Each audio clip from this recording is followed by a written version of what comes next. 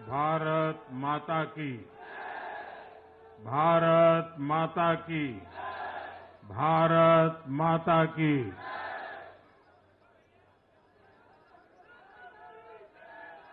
हम सबने सुना है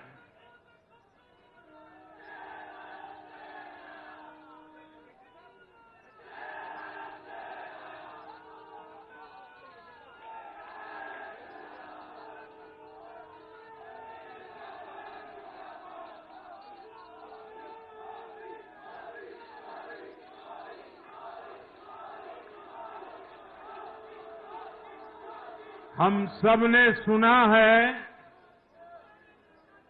जहां दूध दही का खाना वैसा है अपना हरियाणा।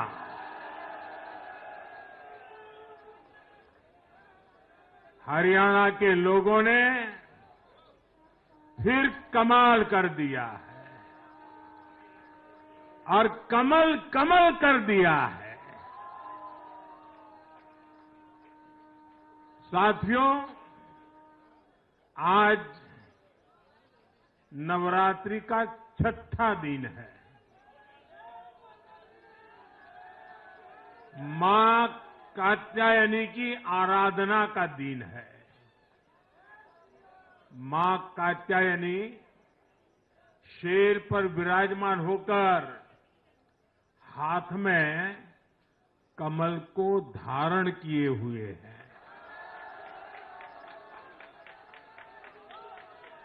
हम सभी को आशीर्वाद दे रही है। ऐसे पावन दिन हरियाणा में तीसरी बार लगातार कमल खिला है।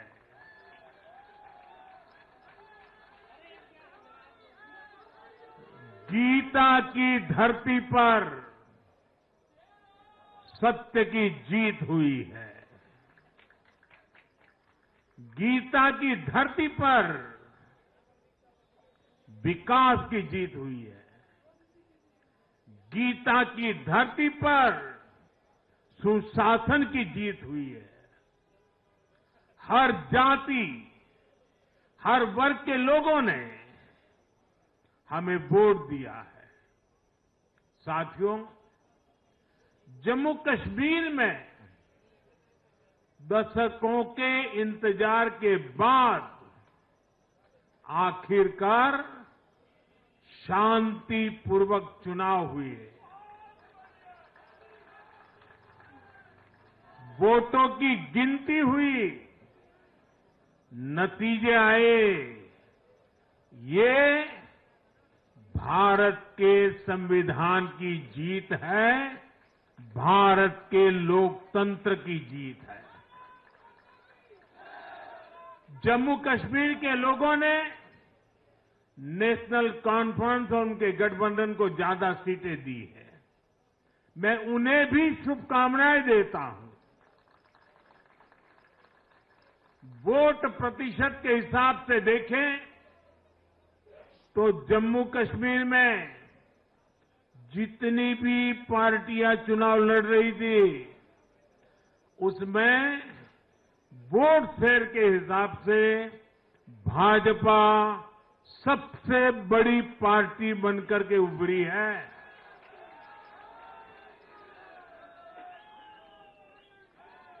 मैं हरियाणा और जम्मू कश्मीर में जीत हासिल करने वाले सभी उम्मीदवारों को भी बहुत बहुत बधाई देता हूं। मैं हरियाणा और जम्मू कश्मीर की जनता को भी बहुत बहुत बधाई देता हूं। मैं सभी भाजपा कार्यकर्ताओं को उनके तप और तपस्या के लिए नमन करता हूं।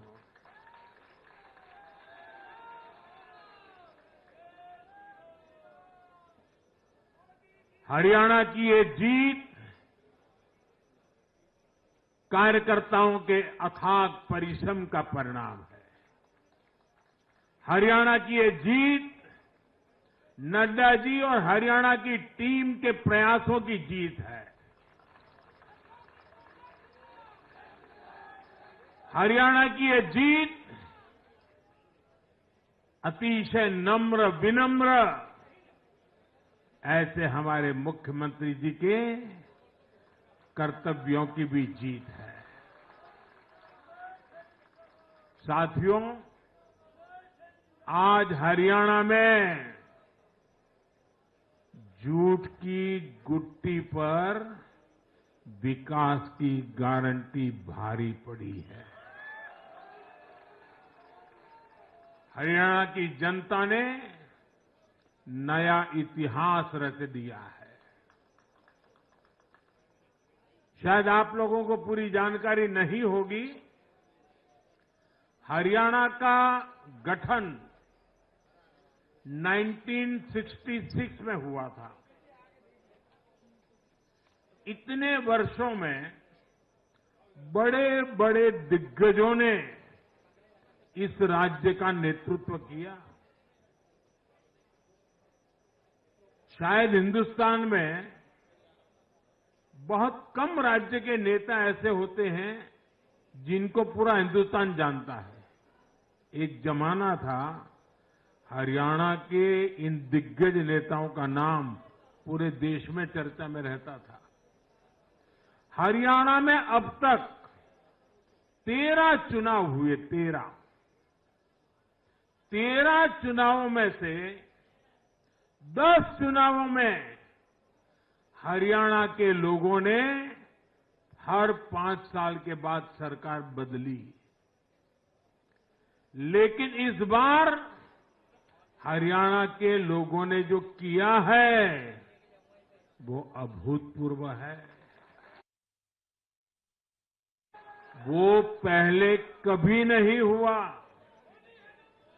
पहली बार ऐसा हुआ है जब 2 कार्यकाल, पूरे 5-5 साल के 2 कार्यकाल पूरा करने वाली किसी सरकार को हरियाणा में फिर से मौका मिला हो।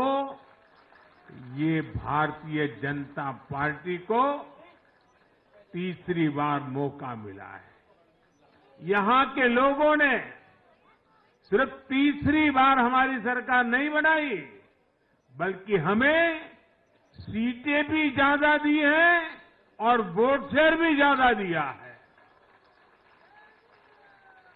ऐसा लगता है हरियाणा के लोगों ने छप्पर फाड़ कर वोट दिया है। इस जनादेश की गूंज दूर दूर तक जाएगी।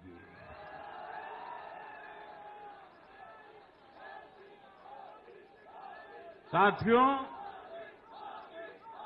भाजपा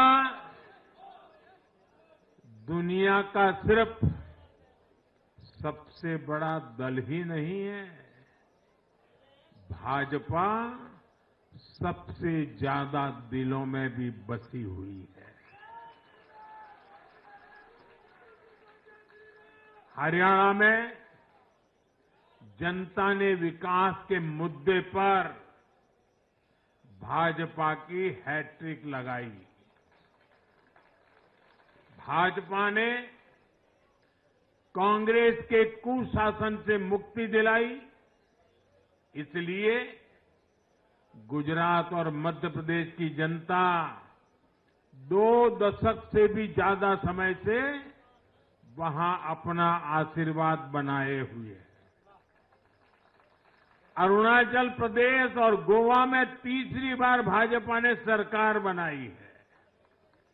यूपी और बिहार में कानून का राज स्थापित करने वाली भाजपा एनडीए की सरकार को लोग बार बार मौका दे रहे हैं। असम, त्रिपुरा और उत्तराखंड में लगातार 2 टर्म से भाजपा की सरकार है। जहां जहां भाजपा सरकार बनाती है, वहां की जनता लंबे समय तक भाजपा को समर्थन देती है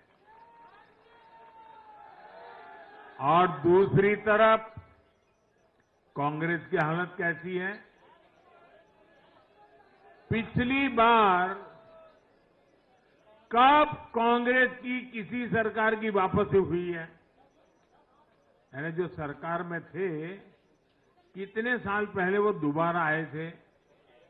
करीब 13 साल पहले 2011 में असम में उनकी सरकार लौटी थी, बाकी एक भी नहीं लौटी। उसके बाद भी जितने चुनाव हुए, लोगों ने कहीं भी कांग्रेस को सेकंड टर्म नहीं दिया है।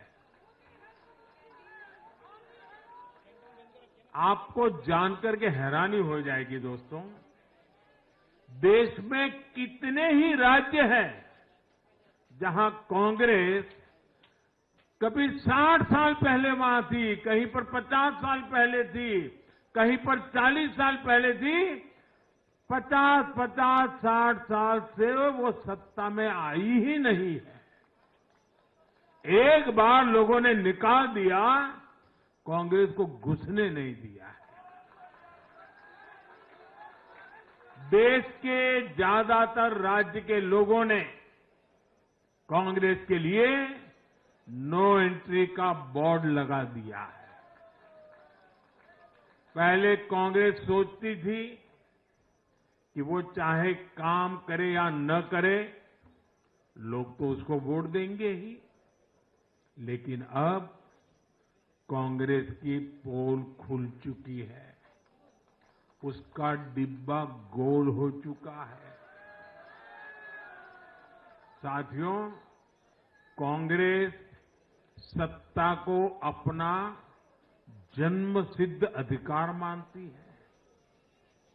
सरकार में ना रहने पर कांग्रेस की हालत जल बिन मछली जैसी हो जाती है। इसलिए वो सरकार में आने के बाद देश को, समाज को भी दांव पर लगाने से नहीं हिचकती। आज पूरा देश देख रहा है कि कैसे कांग्रेस हमारे समाज में जाति का जहर फैलाने पर उतर आई है।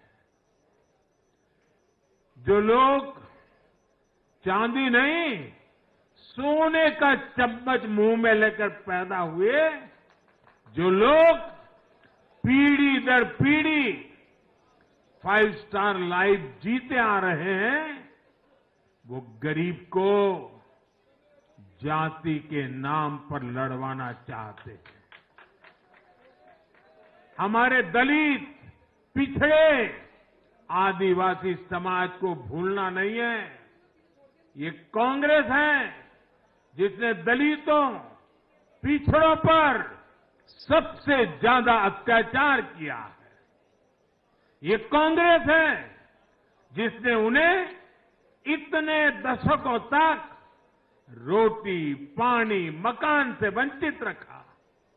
ये वो लोग हैं जो 100 साल बाद भी सत्ता मिलने पर कभी किसी दलित, पिछड़े, आदिवासी को प्रधानमंत्री नहीं बनने देंगे। सच्चाई ये है कि कांग्रेस का परिवार दलितों, पिछड़ों, आदिवासियों, इनसे नफरत करता है, उनसे चिढ़ता है। इसलिए आज जब दलित, पिछड़े, आदिवासी शीर्ष स्थान पर जा रहे हैं, तो इनके पेट में चूहे दौड़ने लग जाते हैं। हरियाणा भी इन्होंने दलितों को, ओबीसी को भागीदारी देने से साफ इनकार कर दिया था। उन्होंने दलितों और पिछड़ों को भी अपमानित किया। कांग्रेस के शाही परिवार ने तो डंके की चोट पर कहा कि वो आरक्षण खत्म कर देंगे। दलित और पिछड़ों का आरक्षण छीनकर कांग्रेस अपने वोट बैंक में देना चाहती थी। हरियाणा भी वो यही करने जा रही थी। साथियों, कांग्रेस भारत के समाज को कमजोर करके, भारत में अराजकता फैलाकर देश को कमजोर करना चाहती है। इसलिए वो अलग अलग वर्गों को भड़का ही रहे हैं, लगातार आग लगाने की कोशिश कर रहे हैं। देश ने देखा कि कैसे किसानों को भड़काने का प्रयास हुए, लेकिन हरियाणा के किसानों ने उन्हें करारा जवाब दिया कि वो देश के साथ है, वो भाजपा के साथ है। हमारे दलित ओबीसी साथियों को भड़काने की कितनी ही कोशिशें हुई, क्या क्या प्रपंच नहीं किए गए, लेकिन इस समाज ने भी इस षड्यंत्र को पहचाना और कहा कि वो देश के साथ है, भाजपा के साथ है। इन लोगों ने हमारी सेना को लेकर भी अपप्रचार किए, हमारे नौजवानों को भड़काया। इस साजिश को भी हरियाणा के नौजवानों ने नाकाम कर दिया।